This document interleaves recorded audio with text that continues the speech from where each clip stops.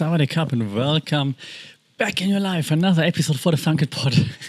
MMA Monday. I'm smiling because this week in MMA gonna be nuts. The last 2 weeks, let's be honest, not that crazy. Yeah, we had some nice chaos. I'm smiling because you probably know why I'm smiling. If you've seen some highlights from the past UFC fight night, you know which knockout I'm smiling about. But let's not go into all of that. There have been enough memes out there and so on, the gin fragility and so on. So let's not talk about that. I want to focus on the future because, quite frankly, I didn't watch all the fights at the fight night. I missed MMA, but it was also kind of nice not having to watch it because, let's be honest, but now, hey, a big weekend ahead. And as always, I'm not reviewing, previewing, and whatnot fights because there are so many out there. There's Uncle Chael out there. There's Ariel with all the interviews. So I'm looking more into the media side of things, like how are fighters using the media, how is the media using the fighters, and so on. And I'm hyped, as you can see, because I just watched the full embedded of the UFC280 event. And before you would think, hey, but in the title it says one championship. Yeah, the one preview. And here I will preview because I simply assume not too many people are familiar with all the one fighters. One championship, second part of the show, of course. But first part, we have to talk about UFC 280, which is happening in Abu Dhabi. Let's not talk about politics here because, of course, Middle East not always the biggest, best records in terms of like worker rights and whatnot. But hey, we're not here to talk about politics, and yes, you could say like, yeah, same over here in Thailand where I am, or even in the EU or in the US. So let's not talk about this. Let's just talk about how the media pushes that fight. And of course, it's a huge cut. So I just opened it here. So excuse me if you watched the video, and I know not many people watched the video, but thank you, by the way. We had 5,000 downloads for the last episode, which was I gotta check like which buzzwords I said to sway the algorithm. So I will do this again. So awesome! Thanks for listening. Anyway, so let me look down here in case you're watching. So of course, main event. Let's go through it. Right? Of course, main event is the champion, and the champ has a name. It's Charles Oliveira versus Islam Makhachev, and of course, or as Uncle Chael says, Makhachev. If Islam wins, will he learn his name? I'm not sure. Anyways, great fighter, obviously, but again, not reviewing the fights or previewing the fights. In terms of media, it always seems like the UFC at least is pushing the Makhachev narrative, right? He's the new Khabib, he takes over from Khabib and so on. And it seems like they weren't that much on board with Charles Oliveira, right? That's why they stripped him for, I know it's the commission, for half a pound on a broken scale. So, right? And I think, but that's what makes it so great. And that's why I'm buying into the Oliveira hype train, of course. And I know Makhachev is a terrible matchup for anyone, of course. But storytelling-wise, and if you've listened to the pod before, if you've watched the pod before, I'm all about storytelling. And the story of Charles Oliveira is just awesome. It's inspiring. It's one of the few that still inspires in combat sports. Yeah, he lost he won some, he lost some in his previous weight class, like I think a 50-50 fighter or so. Then he moves to another weight class, and then he just finds himself. And now he's on an 11-fight winning streak, takes out all the killers. He has a terrible weight cut apparently, gets stripped of the title one day before the fight. Everyone's like, oh my God, that's gonna mess with his head. He has to fight one of the most dangerous strikers on the roster. And what does the champ do? He goes in and reminds everybody that the champ has a name. And his name is Charles Oliveira. Because he takes out Justin Gaethje, and it was and yes, am I concerned? Okay, now it's fight talk, right? Am I concerned that he takes too many shots? Yes, I am. Am I concerned that Makhachev might be able to take him down and negate the jiu-jitsu? Yes, I am. Do I think that Charles Oliveira is the champ and will get it done? Yes, I am. But that's enough. Media-wise, I think the UFC really plays into Islam's corner with all the Khabib hype and so on, of course, which is understandable. I think they should also play more into Charles's corner, give him the ball a bit more. Charles does a great job by himself on his IG, on his media appearances, and so he does a good job telling his story. always using this catchphrase, the champ has a name and the name is Charles Oliveira, which is great. I thought it was a great idea to like come up with it like on the fly. It seemed it was fantastic. I liked that he does lots of like things in his favelas, in his community, helping, and it doesn't seem like he does it to show off, but there's always a camera there, which makes sense, of course, for the also storytelling wise, which is great. So he comes across very likable. He also comes across as very determined, though, which is great. I think the problem with Islam and Khabib before was just like that they don't come across as that likable, and especially right now with the UFC and Khabib and DC pushing, shoving Islam down our throats. It's just not. He's not that likable. If he wins, the people will love him though because he hated new Khabib and so on, Smash and so on. But I think the constant DC praise or like overselling him, didn't do him any favors in the eyes of the fan, I believe. Again, the UFC seems to be fully on board with Islam Makhachev, and I think they also put him over, to use the term that you might know and familiar with if you listen to Chael Sonnen a lot or watch wrestling. So, fair enough, you have the favorite, so I hope Charles spoils it again, and I think, again, he does a good job. I think the UFC could do a better job. For the media outlets there, I think that Islam also is the darling, the favorite in the many of the media eyes, simply because it's easier for them, because the most of the media is, of course, English speaking, and that in their eyes, it's easier to talk with Khabib. It's easier and you get clicks. It's easier to talk with DC. You get clicks and views if you do that, than to talk with Charles or like his translator. So I think that's why they all are on the Islam train as well. So I think here, the Islam team could, either the Charles team, eventually, if he wins, hopefully, learns a bit more English. That would be great. Then again, of course, it's also pretty arrogant by the Americans. Like, yeah, we only listen to English-speaking people. Like, learn other languages, maybe, or like listen to the translator, turn on subtitles, whatever. But okay, fair. Maybe he should learn a little bit of English, like a little bit better. But I think they could also like then do more with subtitles and so on. If they post like video stuff and inspirational stuff and training footage and so on. So I think they could do a little bit more there as well. But again, his catchphrase has taken over. You see it in all the videos. It's always like a champ has a name. If he wins, I'm gonna get the shirt. The champ has a name, because then he really deserves like all the praise in the world. And according to UFC.com, Islam Makhachev is a favorite, is a betting favorite. Yeah. Anyways, so media-wise, I mean, everyone's covering the fight though, of course, because it's a huge fight card, obviously. So that's great. All eyes on there. So if they want, right, if the UFC and the media partners, if they wanna blow something up, they can do it, and they do it right now. It's fantastic, obviously. The embeddeds are great, the specials are great, Ariel Helwani, what all the shows, Submission Radio, fantastic content these days. So that's all great. So if they all want to, they can definitely all do it, right? It's just they don't always want to, because, of course, I mean, Fight Night doesn't sell clicks, or doesn't give you clicks and so on. Okay, but the champ has a name. All right. Then the co-main event, we have Aljamain Sterling with the TJ Dillashaw. Again, no predictions here. Aljamain, I think Aljamain usually comes across as a little bit unlikable, even though in long-form interviews I like him, because he's quite smart, actually, and he can analyze fights quite well, in my opinion. But in those short bits, he always like he comes across a little bit unlikable, because he's like insinuating that Dillashaw is still taking stuff and he's prepared to fight Dillashaw on roids or whatever. The only thing that speaks for Sterling right now from media point of view is that he fights Dillashaw, and people seem to hate TJ more than Aljo. So good luck here, good fortune for Aljo. Media-wise, again, Sterling is getting better and better and being like on all the shows, producing his own content, breaking fights down, which he does really well. So I think he's getting better there. It's just that people still making fun of him, don't like him that much. But I think he's getting there. I think he's turned a corner and like really became really good at creating content, which I like. And the UFC is also now behind him, pushing him more and more, of course, which is fair, at least for now.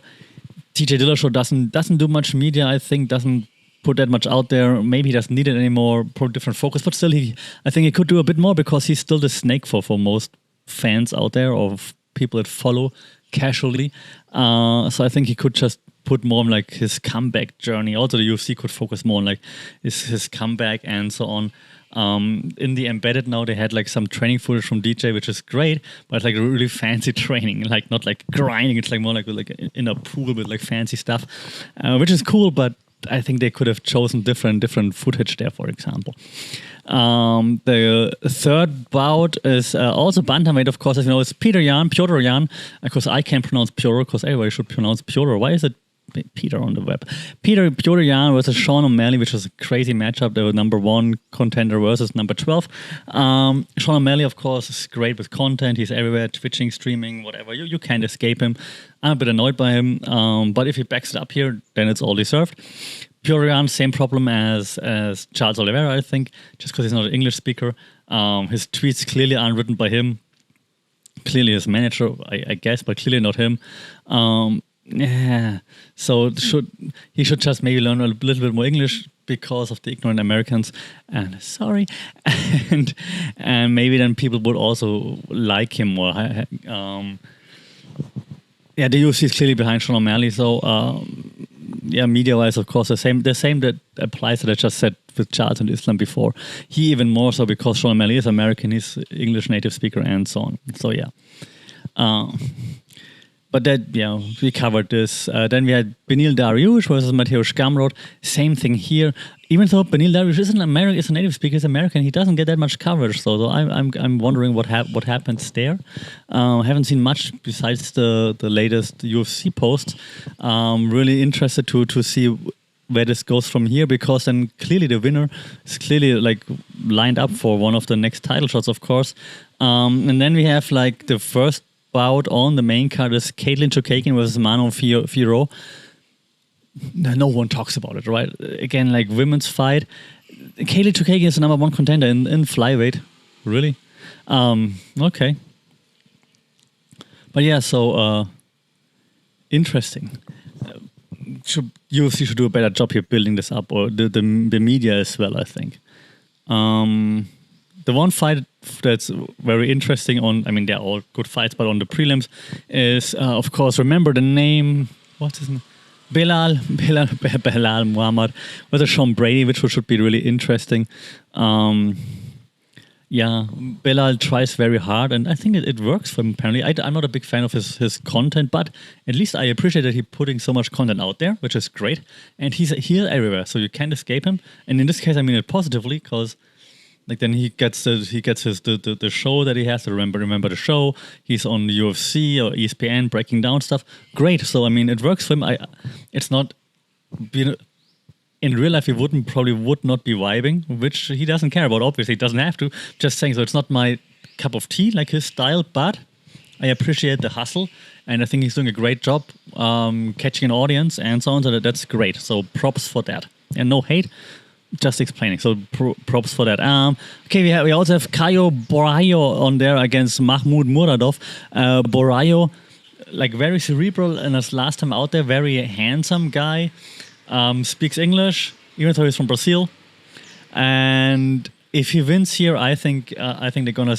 Depends how he wins here, but I think they're gonna keep pushing him. Like he has superstar written all over him. If he can utilize that, I think. Yeah, so that's going to be really interesting. All right, so yeah, like I said, this event, of course, big pay-per-view, they're going to want to make lots of money, so that's then all eyes on there. They should treat other events not as big, but in a similar manner maybe. That would be helpful, I think. It would be cool. Okay, that's the UFC media thoughts so far.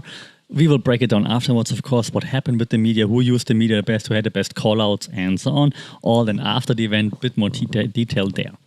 Okay, so that's the UFC part. If you say that's all I want, then that's where you switch off right now. Before you switch off, like, share, subscribe, of course, keep your guards up, and so on.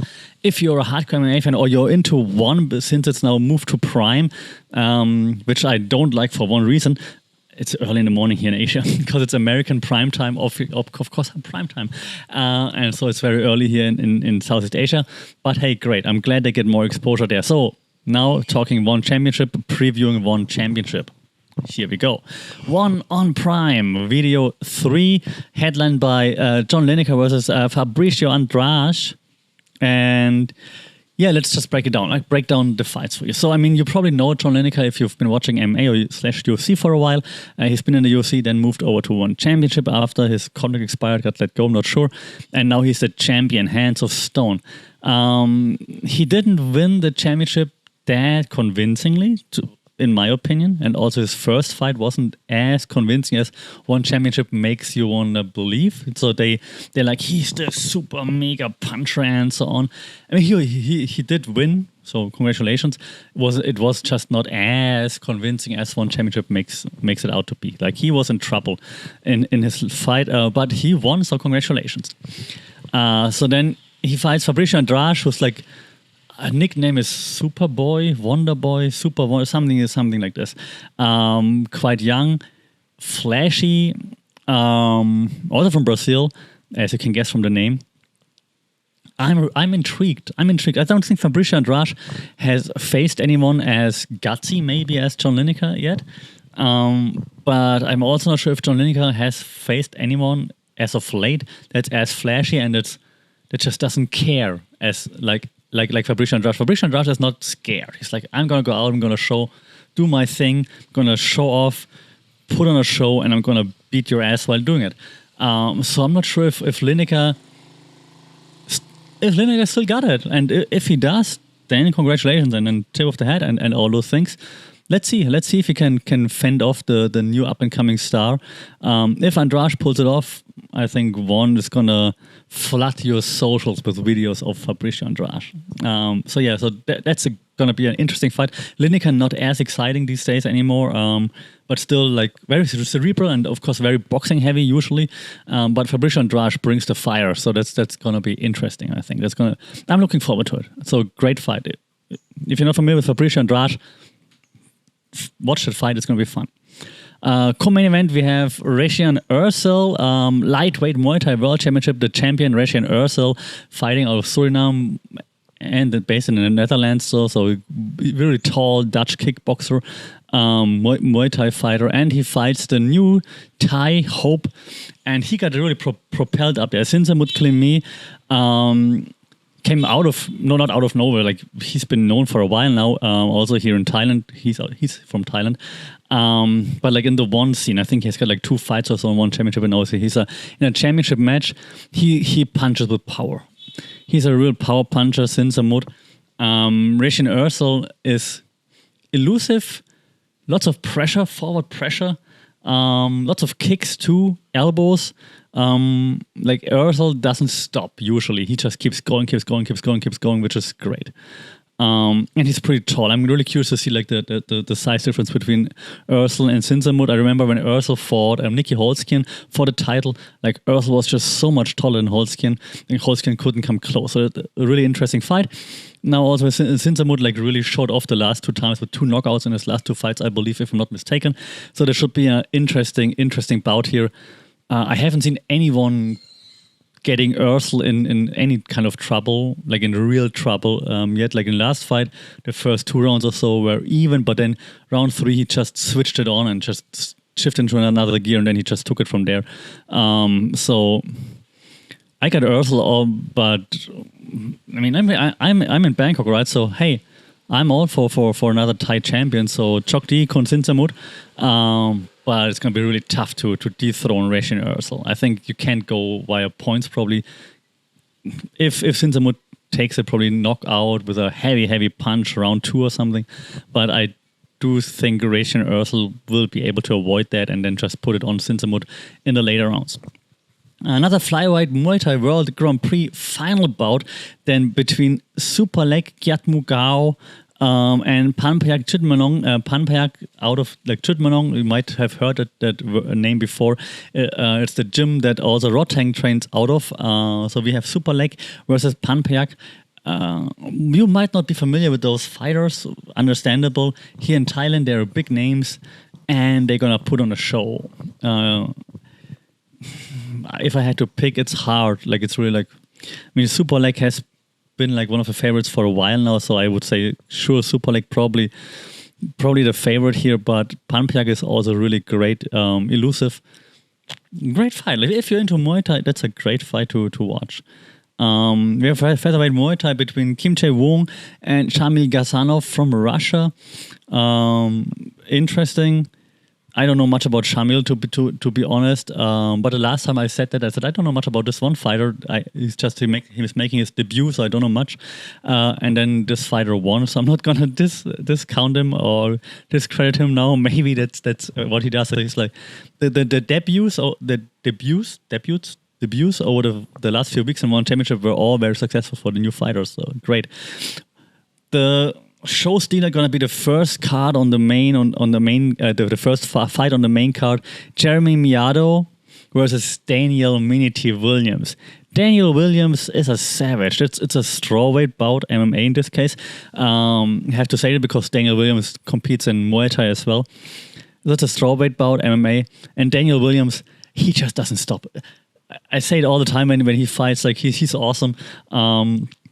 Out of Australia/Thailand, trains a lot here, I believe. The first time I saw him was against Rotang, and Rotang was just putting it on him, and Daniel Williams would not stop moving forward. Rotang won, but Daniel Williams would not stop moving forward, coming at Rotang. Insane. And since then, he's just been on a roll. Jeremy Miado, also a knockout artist, so to speak, if you want to. That's also how one sells it. But man, Daniel Williams has been on a roll as of late in the last few fights. Mini T all day. Let's go, Daniel Williams. That's gonna be a great fight. First fight on the main card. Don't miss that. That's gonna be awesome. And no, I'm not affiliated with One Championship. Even though I wear a One t-shirt today, but it's because people always say I hate on One. So here's a One Championship t-shirt. It says Muay Thai. In the lead card we have, and don't call it like what prelims or something. They call it lead card. The main event on the lead card is Kate Ruotolo, who won the ADCC championships not too long ago, a few weeks ago, and now he's on the lead card. Why is Kate Ruotolo not on the main card One Championship? It's not like with UFC that the lead card is on a different platform. It's the same platform, or one on Prime. So why not put Kate Ruotolo higher up? Because I think Americans, at least combat sports fans, might know his name because he's the ADCC champion. Why have him down there? I don't understand. So that's a lightweight submission grappling world championship. So next, after his ADCC, he could also get the grappling world championship here at One Championship. So, of course, gotta go with Kate Ruotolo here, of course. We have Amir Nasiri in flyweight Muay Thai taking on Taiki Naito. Naito, hit or miss usually, but gonna be interesting. I just being a bit faster right now, simply because we have also Mehdi Satur taking on Asa Tenpao, and I don't know much about Asa Tenpao from the United States. Mehdi Satur has been a mainstay in Muay Thai for a long time now. This makes him sound really old. He's not that old yet, but he's just been around for a long time here. Ever since I moved to Thailand, I think I've seen Mehdi Satur compete in Muay Thai. So he's good. He's smart. So if Asa Tenpao can overcome Mehdi Satur, then we know that Asa is for real. Atom weight, we have Leah Bivens versus Noelle Grandchamp.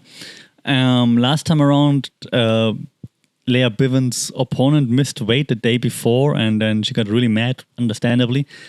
So now we're gonna see her. I think it's is it her debut now for One Championship, at least on the main event? I'm not sure. I haven't seen it before. I think so. Curious to see how Leah Bivens does here now.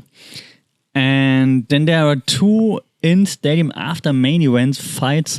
So they happen after the main event for the people in stadium, which is Keanu Supa versus Yoon Chang Min. And I don't know either. But the second fight I do know. I know Agilan Tani, who's also been a mainstay for One Championship for a long time. Also not always on the winning end as of late. Versus Ilya Stoyanov from Germany. Homie. Yeah. Was geht, Ilya? So, alles Gute, Ilya.